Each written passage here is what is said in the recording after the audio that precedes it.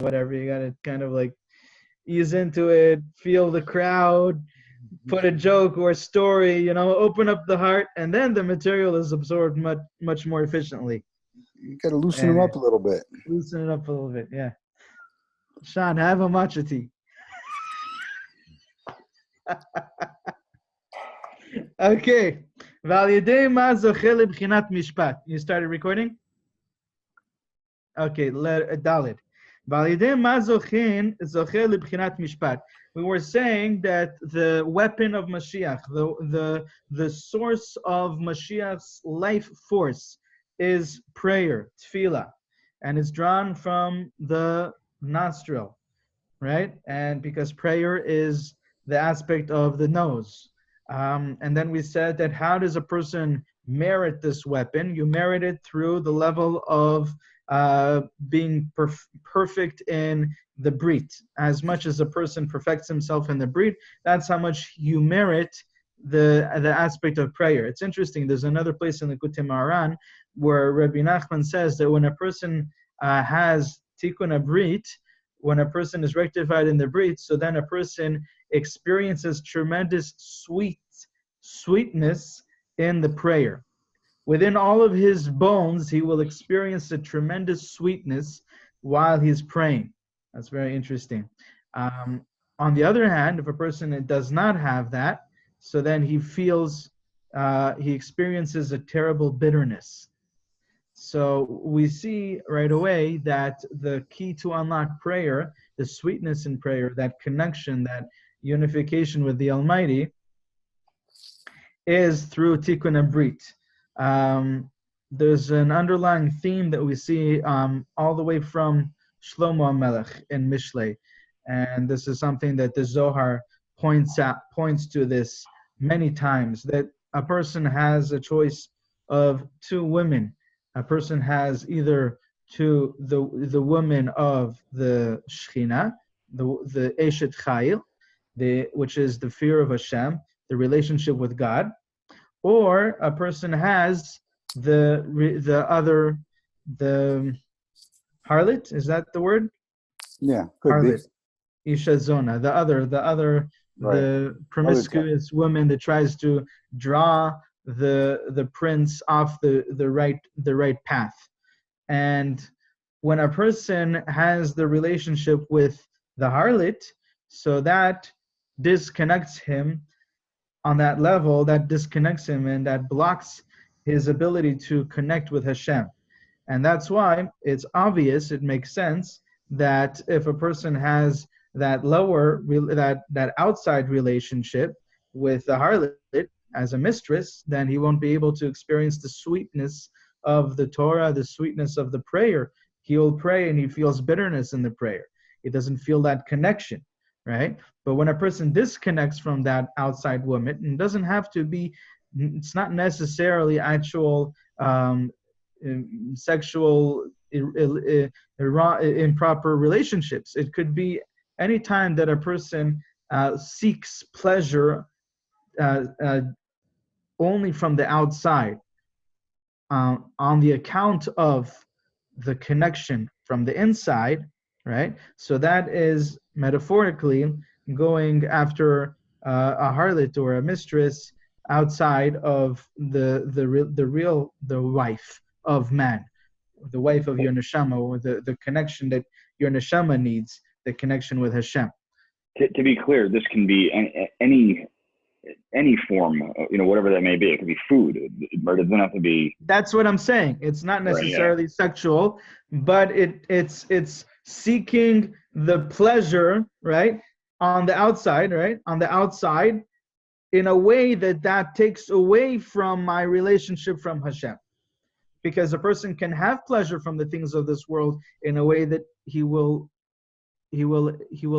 include it in my service of Hashem. Right? I praise Hashem from all the wonderful things of this world. But if a person takes it in a way that it takes away from the relationship with Hashem, and it sacrifices, it takes away from the connection and the pleasure from the Torah and the mitzvot, that's where the problem is. Obviously, when something is completely prohibited in the Torah, right? Like a not kosher food. So that's that. Then there's no two ways about it. Then it's absolutely going to take away from the connection with Hashem. But this is the concept of klipa noga, right? So that so the klipa noga, you have a choice. It depends on what your approach is to it. Right. If you're using it to fuel your avodah Hashem, then obviously it's a positive thing. On the other hand, if it's attracting you into pleasure for its own sake, right.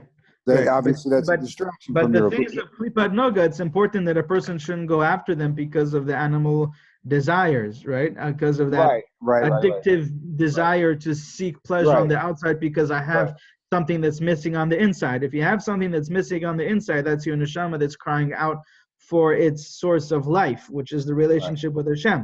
And if you go to the outside, it's like a person who has problems at home with his wife and he goes and finds a mistress instead of fixing his marriage, right? That's exactly the thing. That's what we're speaking about. So you explain klipa noga real quick? What? Klipa noga, there are four klipas. Three of them are absolute bad, and there's no way to turn them into good. And one of them is almost like a neutral klipa. It's like in between the bad and the good. And depending on what your approach is, depending on how you connect to it or how you use it, is whether you will merit to elevate that fourth klipa to the side of holiness, or it will not only will you not elevate it if your approach is an inappropriate approach, not only will you not elevate it and not connect it to the holiness, but it will also suck some sparks of holiness and bring it down into the tumah. That's the sod of the klipat noga. It's like that neutral ground. It's the battlefield.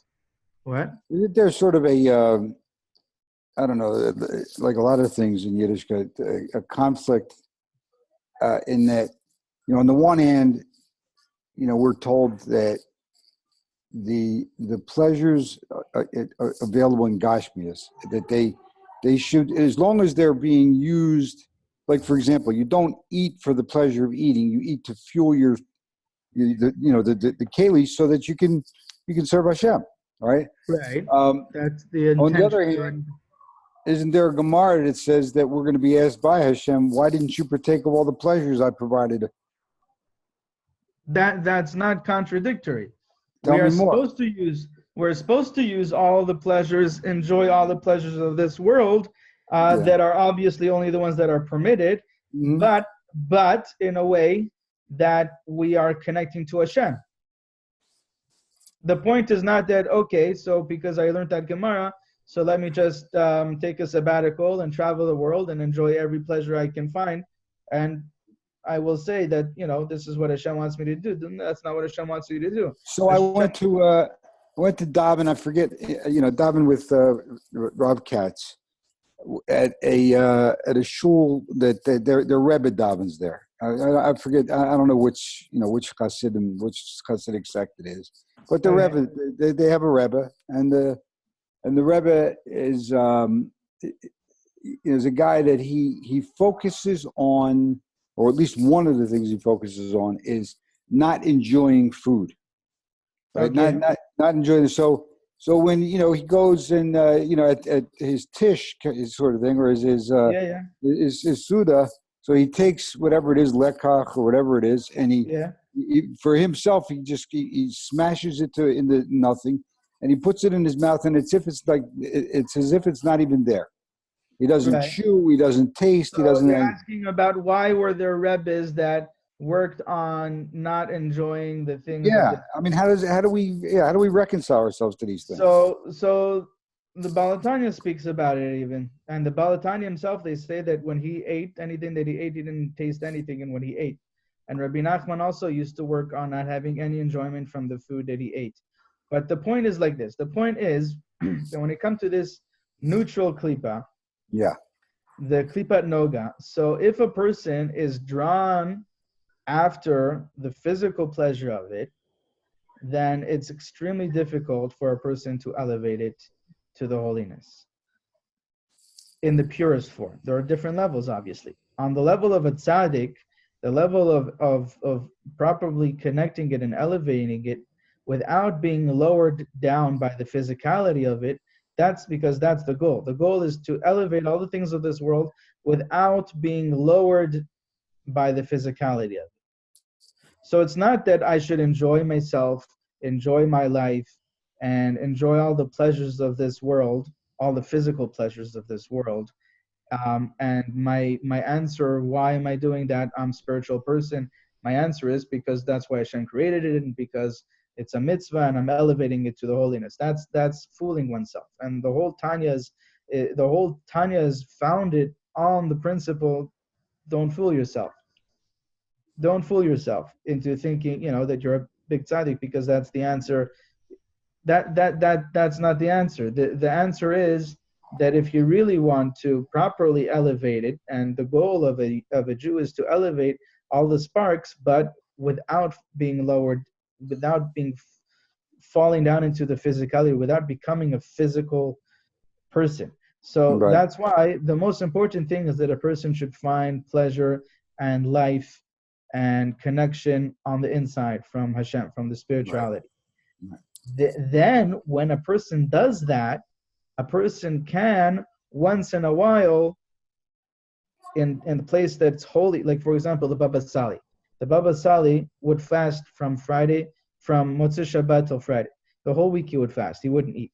And usually he would have all these extended fasts, 6-day fasts. Sometimes there were 3-day fasts, sometimes 2-day fasts, but it was always fasting. And then when he would stop fasting, sometime in the middle of the week, he would have a meal, and at that meal he had a book, and in the book he had a book of all the yortzites of all the tzaddikim for every date in the year, and he would look what is today's day, and he would see what's the yortzite, which tzaddik. Oh, this certain tzaddik is today's the yortzite. He would make sure to say that the meal that he's having now is in honor of that tzaddik. So the point is that he was completely disconnected. His body was completely disconnected from seeking energy and life and enjoyment from the pleasures of the physical world. All of his life and enjoyment and pleasure was from the spiritual, from the inside, from the neshama, and that's the real goal. That's the number one priority. That's the number one priority. If we only knew that, that would suffice. That would be enough. But Hashem also wants us to take from the things of this world and make it holy. But the number one priority is don't get lost in the physical things of this world and find that connection on the inside to the neshama. So then finally, when he had the meal, he would say it's in honor of that tzaddik, so that he would elevate everything to the spiritual. And even during that meal, you would think a man that didn't eat for 6 days, you would think he would eat, he would barely eat. But when they would bring out the food, they say that he would look at it and he would enjoy it just by looking at it. So that's also a way of enjoying the things of this world in a spiritual sense. The most important thing is to remember the priority is not to be lost in the physical things of this world, not to seek the life and the enjoyment and the pleasures from the things of this world. It's to find that connection on the inside, right? Don't distract your soul's cry. Don't distract your soul's cry with all the outside pleasures. But when you do enjoy the things of this world, it's okay to enjoy the things of this world, but in a holy way, in a way that you elevate it. You have like a farbrengen with a chassidim, with stories of tzaddikim and singing negunim and divrei Torah. That's the way a Jew enjoys the things of this world. Right. Okay. And always remember, we should never fool ourselves, because the Yetzer Hara is very good at that. Like we saw in the Torah Aleph, right? He disguises himself as this white spark, like a big tzaddik. He's all in white. Comes dressed as a chassid, right? Yeah. Okay. So the point that we wanted to say from here was that when a person is not really connecting through the prayer, so it means that he lacks that connection to the Isha Eshet Chayil, to the Yirat Hashem, to the Shechina. Okay? And why is that? Because on some level he's connected, he seeks that relationship, that connection on the outside, instead of on the inside to the source, to Hashem. So he needs to do tshuva on that. He needs to disconnect from the outside and reconnect from the inside to Hashem. And then the prayer will be full of tremendous, tremendous pleasure. That's a big rule for many, many things that we'll see in Rabbi Nachman, to remember this rule, what we just spoke about. So that's why he says that the Tikkun Abrit is the way to receive the weapon, the sword of the prayer. And the Tikkun Abrit, Yosef has the firstborn rights, which is double, a double portion, and therefore, that's how you merit the prayer, which is also the double-edged sword, because it has the requests and it has also the gratitude, the appreciation, the thanking, and the praising of Hashem. Then we said, once you have the weapon, you received it through your aspect of Yosef. Now you have to know how to use it in the right way. You have to hit the target, be true to the target. So don't miss it. Not too much to the right, not too much to the left. To the left, even a hair's breadth. We said, even a millimeter. Don't be even a millimeter off. So how do you merit this aspect of being able to use it, the sword, properly? That's the aspect of justice. It's the aspect of Yaakov. It's the aspect of truth. How do you merit this aspect? Rabbi Nachman says, Al Yidei Tzedakah, through charity, through giving charity. Why is that? She says, through charity, through giving charity, you embrace this attribute, this aspect of justice. As it says,